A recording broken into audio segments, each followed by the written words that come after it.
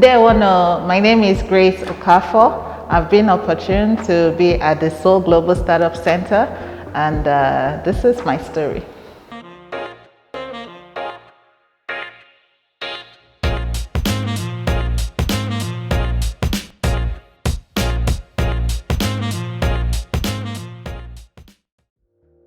I'm a Nigerian from the southeastern part of Nigeria. So my tribe is Igbo, and I came to Korea in 2015. Before coming to Korea, I had the mind to do my master's degree in international trade in Asia, but I didn't know where to go.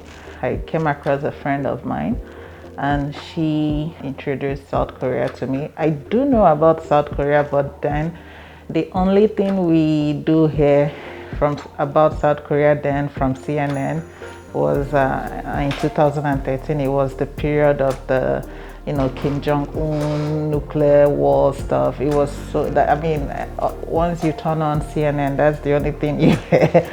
So I actually thought at that time, and I believe a lot of Nigerians at that time thought South Korea would go to war at any time soon. So when my friend said I should go to South Korea for my master's degree, I was like, nope.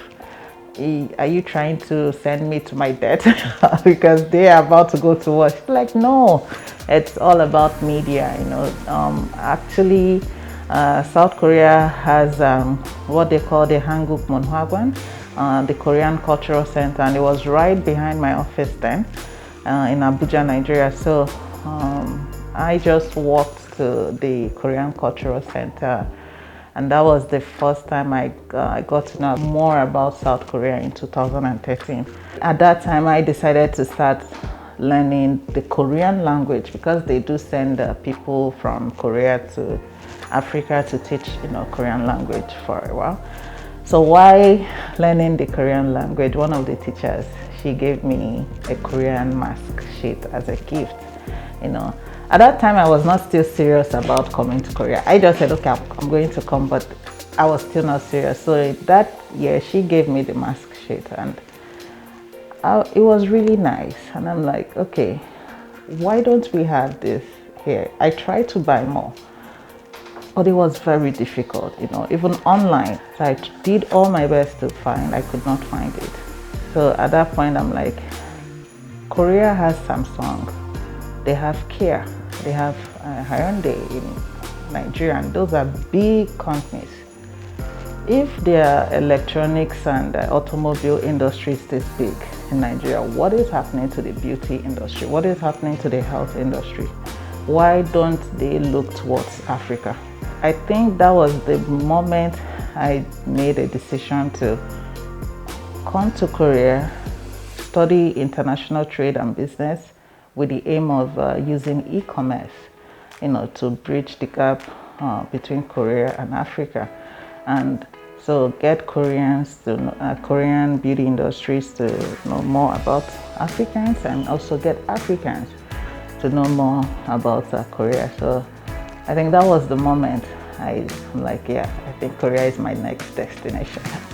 I came through what they call the Korean government scholarship program, and I was so lucky they had a bus ready for us. I think compared to someone who just came on their own, I kind of had a different experience arriving in Korea because the government took care of us as scholarship students, and as soon as we came in, they took us to our dorm and stuff. And I was lucky to come in as a scholarship student with the D4 first, which is to study language, and it was so easy for us to change to D2 because we were still scholarship students, and the government was handling all our immigration problems. So while I was still studying, I already began to prepare for the next step of my immigration. I started asking questions. If I want to do this, what is the required visa? So there are a whole lot of visas out there. So some people wanted the resident visa. For me, it was the startup visa because I wanted to do business.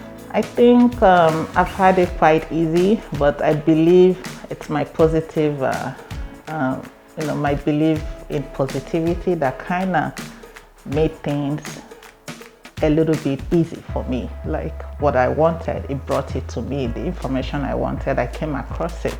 As a foreigner doing business in Korea, it's a bit difficult because of the language barrier. So sometimes, like my Korean style, I'll be like, could you help me translate this? So, and I'll be like, don't take out anything or don't add, just translated this. So, and then he finds it difficult because it's like, oh, in Korea we don't say it like this, and I'm like, but if you say it the way you want to say it, it changes my message.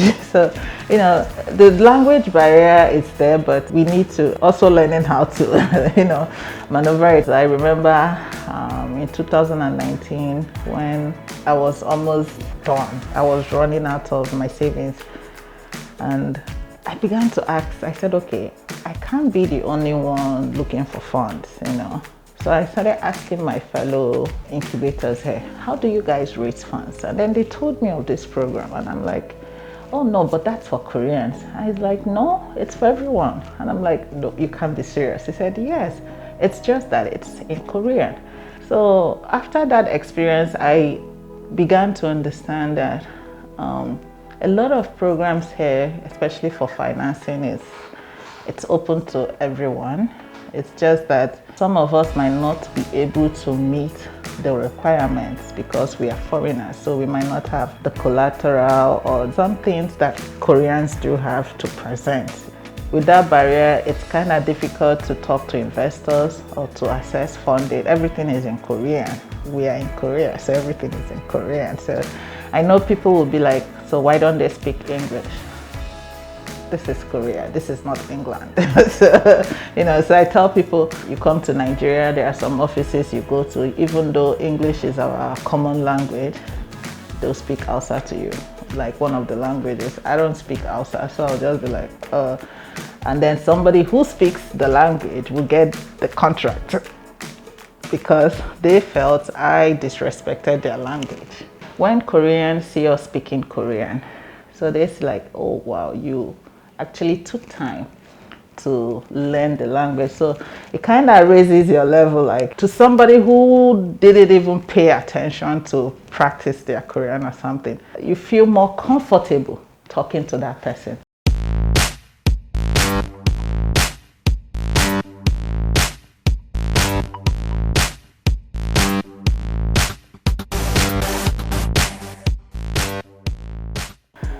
Recently, I think my staff can attest to that. I've been very emotionally angry.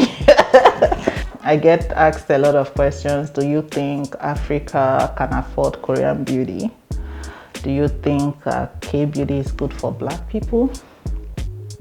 So I think that's my major challenge as a Black founder here in Korea.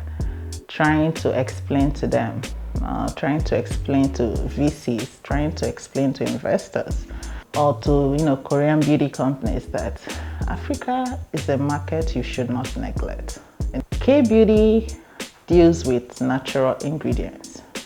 Nature is for everybody. It doesn't say, oh, you have Black skin tone, so I would not work on your skin. Nature does not do that.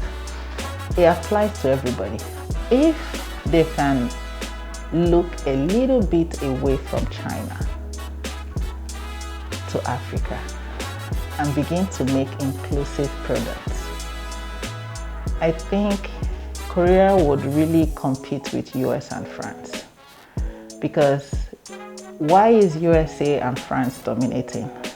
They make products for everyone. In terms of hair products, L'Oreal is a French company. They make a lot of hair products for Black people. In Nigeria, we use a lot of hair products from L'Oreal. It's quite huge. It's actually taking up almost 35% of the market. And then in US, most of the cosmetics, they have stuff for Black people. MAC Cosmetics, talk about anyone. So right now, the major challenge I'm facing as a Black-owned founder is to convince Korea that you need to understand that there is a big market there for you, dark skin tones and people of color. especially in Africa. You know, look away from China, because the China you're looking at is already looking towards Africa. Thank you everyone for listening to my story. I do know my experience can be very different from your experience, and so I'm just here to share my stories and my experience in Korea. Please stay tuned for more episodes. Thank you.